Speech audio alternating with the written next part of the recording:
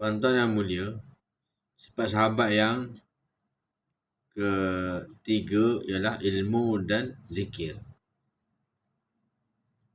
Maksud ilmu ialah kita nak tahu perintah Allah, larangan Allah mengikut keadaan. Ilmu atau pentingnya ilmu. Dalam keadaan ketika ini, apa kita perlu buat? Ilmu yang kita ada. Bagi contoh kan, orang tu buat maksiat depan kita. Berdua-duaan, lelaki perempuan di taman ke, di mana tempat ke. Bila kita setiap keadaan, ilmu kita tu membantu kita. Ilmu penyuluh hati kita. Ali kata ilmu tu penyuluh hati kita. Maksudnya dalam keadaan sedang tu berdua-duaan kan, tempat yang gelap. Kalau orang tak ada ilmu, nak tegur macam mana? Mesti tegur yang kenapa awak buat sini? Tak tahu ke ini berdosa? Berdua-duaan contoh. Jadi orang tak ada ilmu, tak berdosa, tak tahu apa, tak tahu pahala, tak tahu apa dosa, nak tegur macam mana?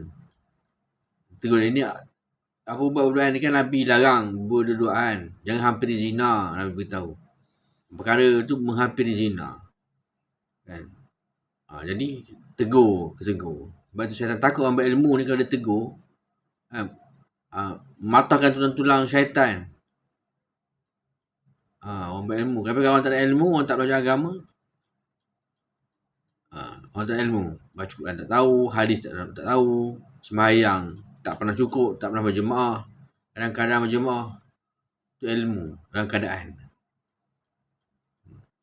Satu orang yang berilmu pun tegur kan. Tegur orang tu sama-sama berilmu.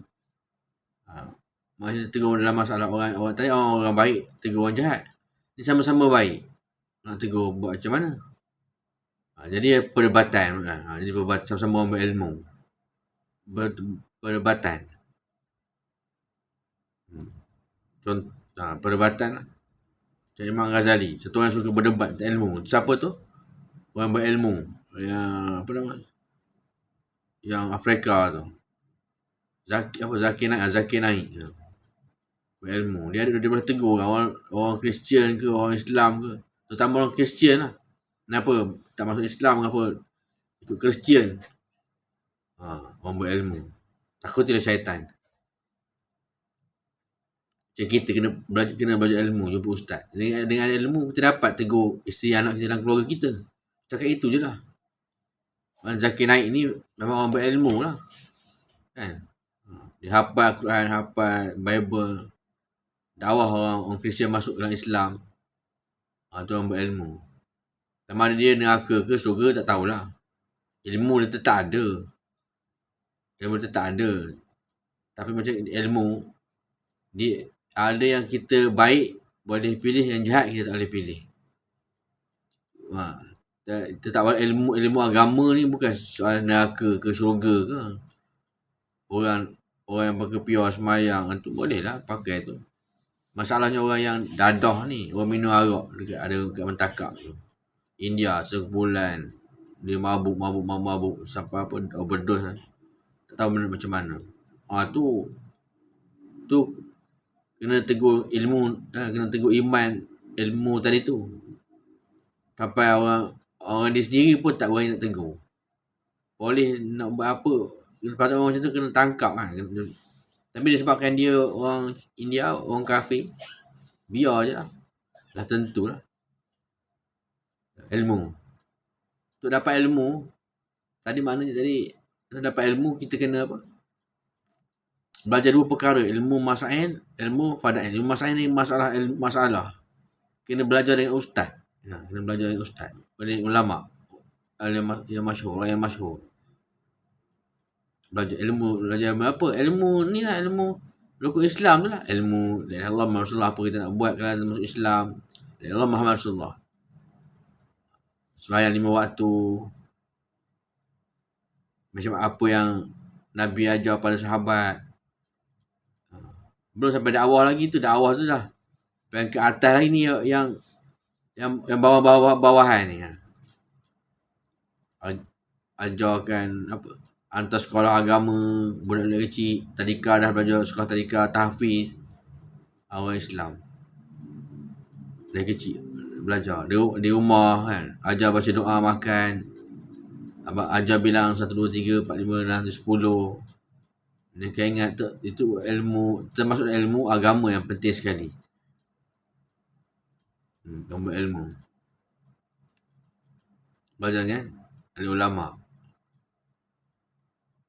Nak tahu masalah macam mana kalau kita musafir, nak doa, nak sembahyang jamak kasar macam mana. Dan ilmu dakwah. Macam mana nak ajak orang pada Allah SWT, nak ajak orang buat baik.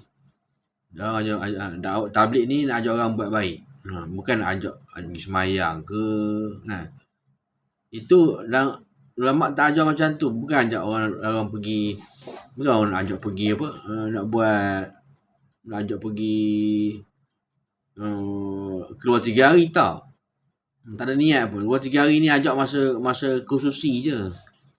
Jadi, itu pun 2 jam setengah je, tapi banyak nak ajar macam mana kita boleh jadi baik. Macam mana kita nak baiki di iman kita, tak tahu apa tu iman. Kalau tak keluar, saya Allah, ayah saya bertanya apa iman. Saya pun tak tahu nak terang. Iman ialah perbuatan kita.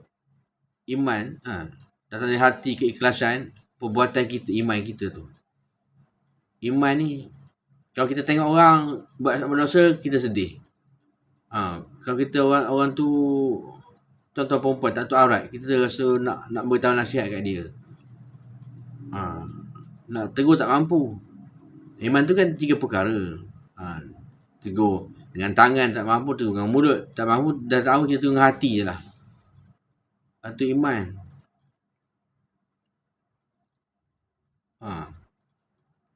Nak tegur iman adalah hati tu macam mana.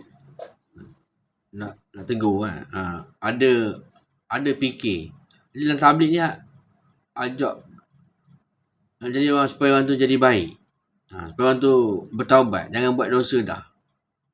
Bukan nak ajak ke sembahyang ke, nak ajak ngaji, ajak dia keluar. Bila keluar tu, dia ada modal untuk bercakap. Dia kalau tak keluar, dia tak tahu iman tu apa. Ada iman, keluar. Iman tadi yang iman tu maksudnya kita percaya dengan benda yang Nabi bawa. Kita percaya apa yang Nabi Muhammad sahabat bawa itu iman. Orang tabligh. Semua lah iman tabligh ke apa, agama apa. Nak beritahu apa yang Nabi Muhammad bawa. Dakwah dia macam mana. Tu ilmu, iman. Nak dapat ilmu tadi tu, kita kena dengar hadis dan baca Quran. Dengar hadis, baca Quran, ilmu masalah agama, kena pergi menuntut ilmu, berguru, pergi masjid, dengar ceramah, ikut program-program yang dijalankan di masjid dan di surau. Ilmu masalah agama. Bila ustaz cerita agama, okey, dah siap agama. Hari ni cerita bab taharah, esok cerita bab haji, esok cerita bab jual beli, esok cerita bab zakat, esok cerita bab macam-macam cerita ustaz ni ada kan. Belajar bab fiqh, macam mana nak fiqh, nak buat akikah macam mana, korban macam mana, tu ilmu yang kita belajar. Nak buat ilmu, nak belajar sampai orang nak belajar ilmu sampai universiti, pergi Jordan, pergi Mekah, pergi nak menuntut ilmu. Ilmu masail. Fadail dalam fadail lah ilmu hadis Nabi. Nabi tak ada dah, Nabi tak tinggalkan video ke cerita ke dalam TV ke tak. Nabi tak ada tinggalkan ilmu dalam media sosial tak. Ilmu Nabi dalam hadis, dalam kitab je, dalam tu. Ilmu hadis dalam kitab, macam kitab buat. Bukhari, Muslim, Kutubus Sittah, Ibnu Majah, Ibnu Hazim, bukan? Tirmizi, Sunan Abi Daud, Sunan macam-macam kitab. Sampai kita nak sebutkan pun tak mampu. Itu Imam Al-Ghazali tinggal Ihya Ulumuddin. Dalam tu ilmu. Macam-macam. Satu kitab yang kita contohnya. zaman ni. Kitab taklim tu lah dalam tu, ilmu ahli Nabi. Cara kelebihan beramal. Pada solat, pada zikir, pada Ramadan, pada haji, pada sedekah, pada Ramadan. Banyak lah tu. Itu pun kita tak baca. Ini nak baca tinggi-tinggi, baca Bukhari, Muslim lah, apalah. Nafsu dakwah dia tak ajar itu ilmu ulama yang hafal hadis. Dalam kitab pun. Kelebihan banyak baca kitab ni. Darjah tak masalah rumah bercahaya-cahaya, rumah sakinah. Rumah ada suasana agama, ada malaikat. Tu ilmu fadail, kelebihan ilmu. Kan? Dapat. Kelebihan orang berilmu, dia syaitan, dia sibuk ambil. Ilmu lah lampu penyuluh. Kalau orang tak ada ilmu, dia nak suluh apa? Dia nak semayang macam mana? Tu ilmu. Nak semayang, ilmu bab semayang. Ni batal ke tak batal ke? Nabi semayang macam, adakah Nabi semayang tegak ke ataupun bongkok sikit ke? Angkat jari dia macam mana? Itu ilmu. Jadi bila ilmu tadi tu akan bawa kepada iman, kekuatan. Belajar di mana ilmu tu? Belajar di Seri Petaling. Datang iman. Belajar kat mana? Belajar kat Mekah. Belajar kat mana? Kat madrasah. Ilmu banyak madrasah. Banyak kat ustaz boleh lah. Ustaz pergi madrasah ajar kampung daripada surau masjid. Kita jumpa ustaz tu dapat ilmu lah. Tak payah siapa nak tulis kitab ke ni. Ilmu saya tulis kitab. Ilmu ni. Jadi ulama tak. Ustaz yang ajar senang-senang je. Ustaz 3 hari je. Ustaz 3 hari. Tinggi sikit you. Ustaz 40 hari. Ni madrasah bayar Mekah tu ustaz 4 bulan pula. Kita nak amal. Jadi bila keluar usaha agama ikut dakwah tabligh, ilmu yang belajar tu kita ajar untuk keluarga anak-anak kita. Ilmu tentang fadail, kelebihan ilmu. Penyuluh lampu. Kalau tak punya, gelap lah kita. Bukan di dunia ni gelap, di akhirat esok gelap. Dunia ni memanglah orang nampak kan. Di dunia ni boleh. Akhirat dia esok macam mana? Tak nak suruh macam mana? Lampu mudah orang Nabi beritahu siapa zikir Allah satu kali, umat aku bercahaya-cahaya. Sebab apa? Ilmu tadi tu. Baca ilmu macam mana nak ambil wuduk, macam mana nak semayang, sunat ada berapa sunat. Tu yang penyuluh lampu tu. Orang berilmu ni, orang yang tak berilmu tengok orang tak berilmu kan. Duduk lepak saja, duduk kedai kopi sampai malam. Bila bulan puasa tak puasa. Lepas tu bila yang macam-macam lah. Maksiat tak tahu zina macam mana. Boleh tak kahwin sepupu, boleh tak apa mahram, apa muhrim, hubungan, tak tahu sunnah. Dalam usaha agama belajar sunnah. Ilmu, dapat ilmu. Kan? Betul kita doa. Allah beri hakikat ilmu dan zikir. Kaitan ilmu dan zikir, orang berilmu ni kan, dia suka berzikir lah, untuk dapat ketenangan. Orang tak berilmu tak berzikir, tak ada zikir lah. Mudah je. Sebab zikir tu bukan zikir tasbih je. Zikir apa zikir? Zikir ialah 3 perkara tadi. Zikir 300 hari 3 petang, baca Quran. Jadi lepas tu berdoa. Jadi kalau kita tak ada zikir, tak ada perkara ni, tak ada ilmu lah tu. Tak ada ilmu, kena belajar. Untuk amalkan tadi tu. Berzikir, baca Quran. Kena ada ilmu, kena pergi belajar kat masjid, bolehlah baca Quran. Betul dapat doa masnun ni, kenalah keluar, kenalah ikut dakwah tabligh. Tu boleh tentang doa masnun. Ustaz dia tak ceritalah buat doa masnun ni, doa apa kan. Untuk amalan infradi, doa. Mana berkat doa tadi tu. Nama Nabi ni dalam kehidupan dia tak pernah sentiasa berdoa kan. Masuk tandas berdoa, apa masjid berdoa, ajar orang doa, apa nak doa. Dalam buku-buku banyak semua doa Nabi Muhammad banyak. Dia buat doa-doa sahabat-sahabat. Ilmu dan zikir. Orang berzikir nak dapat tadi, kelebihan orang berzikir. Orang berzikir ni hidup di sisi Allah. Orang tak berzikir ni mati di sisi Allah. Ilmu dan zikir. Kalau tak ilmu di akhirat esok, Tak ada penyuluh lah. Teraba-raba lah macam orang buta, tak tahu gimana. Nabi pun tak jumpa. Nak jumpa siapa kat akhirat? Jumpa Nabi-Nabi lah kan. Nabi akan bersyafaat. Sampai ke syurga. Seorang jalan satu destinasi. Sampai Muhammad dah dekat dengan syurga dah. Dekat dengan syurga. Tapi kalau orang tu tak lepas lagi. Tak lepas lagi nak sampai contoh Nabi Nuh. Nabi Nuh suruh buat dakwah semula. Pergi buat semula.